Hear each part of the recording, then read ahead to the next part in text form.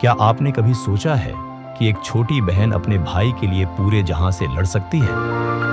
ये कहानी है एक ऐसी बहन की जिसने अपने परिवार की तकदीर बदलने की ठानी। एक आम टीयर 2 सिटी में जहां सपने छोटे और मुश्किलें बड़ी होती हैं, वह अपनी मेहनत से सबको चौंकाने वाली थी। हरियाणा के एक छोटे से शहर रोहतक में रहने वाली प्रीति शर्मा 21 साल की होनहार लड़की थी।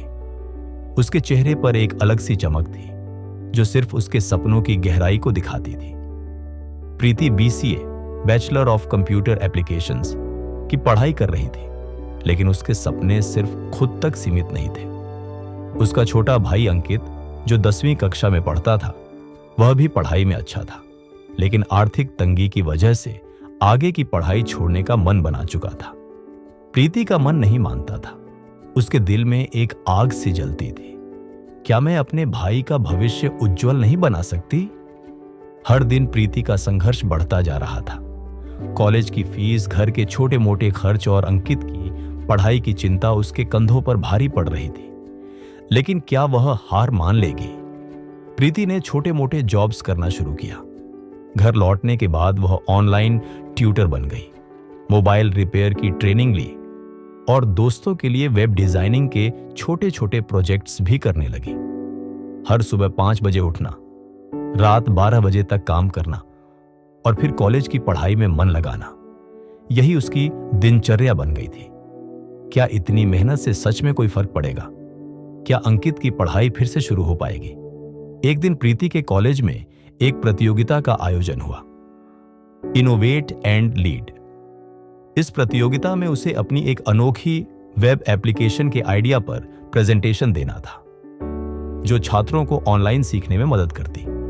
प्रीति ने अपनी पूरी ताकत लगाकर प्रेजेंटेशन तैयार किया। उसने बताया कि कैसे टीयर 2 और टीयर 3 शहरों में पढ़ाई के संसाधनों की कमी को टेक्नोलॉजी से कैसे दूर किया जा सकता है। जब प्रीति का प्रेजेंटेशन खत्म हुआ तो जजेस चुप रह गए। एक गहरा प्रभाव पड़ा था। ये लड़की कुछ अलग कर सकती है।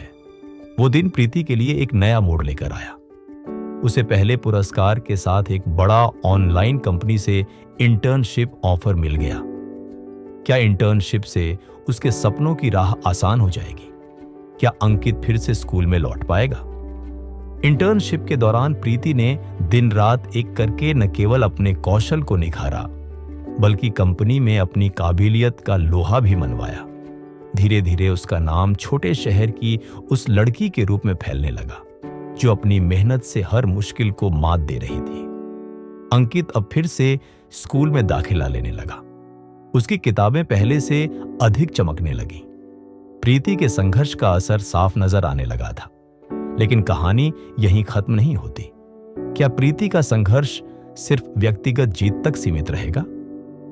प्रीति ने खुद का एक शॉर्ट लाइव प्रोजेक्ट शुरू किया, शिक्षा की डिजिटल क्रांति, जिसमें उसने अन्य टीयर 2 और टीयर 3 शहरों के बच्चों को मुफ्त में कंप्यूटर और इंटरनेट की पढ़ाई कराना शुरू किया। उसकी पहल ने धीरे धीरे हजारों बच्चों की जिंदगी बदल दी। अब वह सिर्फ अपने परिवार तक सीमित नहीं थी। उसका संघर्ष एक मिशन बन चुका था।